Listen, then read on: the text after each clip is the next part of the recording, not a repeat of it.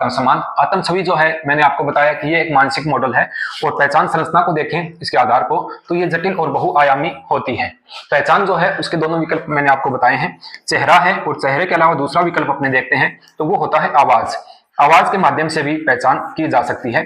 जैसे पुराने समय में रेडियो का क्रेज हुआ करता था और उस समय रेडियो पर जो गीतों का प्रसारण होता था उसमें जो सिंगर होते, उनको जो लगातार सुनने वाले श्रोता हैं वो आवाज के माध्यम से ही पहचान लेते थे कि ये उदित नारायण की आवाज है, ये अलका याग्निक की आवाज है या ये अन्य किसी सिंगर की आवाज है।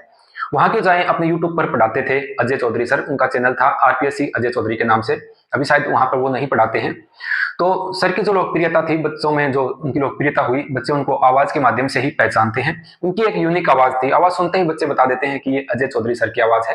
क्योंकि मुझे भी लगा कि अभी वो एक चैनल और है, उस पर मैंने कुछ वीडियोस देखे थे, उस वीडियोस में भी जो आवाज आ रही थी तो उससे ऐसा प्रतीत हो रहा था, पूरा पूरा ये लगता है कि ये अजय चौधरी सर की ही आवाज है। उन्होंने किन्हीं कारणों से, निजी कारणों के चलते यूट्यूब पर पढ़ाना छोड़ दिया है। ऑफलाइन बैच में जब सर पढ़ाते थे, हम लोग पढ़े हुए हैं, हम 6-7 फ्रेंड उस समय हुआ करते थे, एक झुंड बना के जाते जब सर पढ़ाते थे गंगानगर में, आगे वाले बैच पे 2 उससे पीछे, 2 उससे पीछे, इस प्रकार से एक झुंड में बैठा करते थे।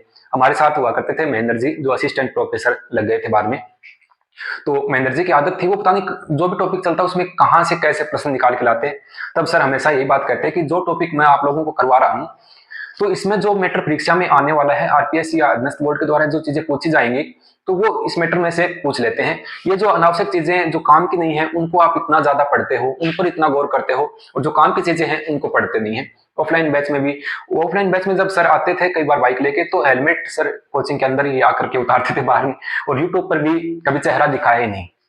अजय चौधरी सर जो हैं, उन्होंने चेहरे के माध्यम से अपनी पहचान बनाई नहीं, उनकी पहचान उनकी यूनिक आवाज के माध्यम से ही थी।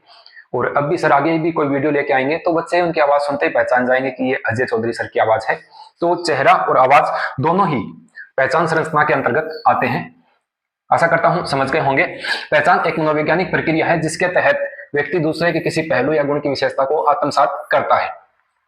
तो इसके दोनों रूपों को मैंने आप लोगों को बता दिया है। आगे चलते हैं और कुछ महत्वपूर्ण चीजों को और यहाँ पर देख लेते हैं।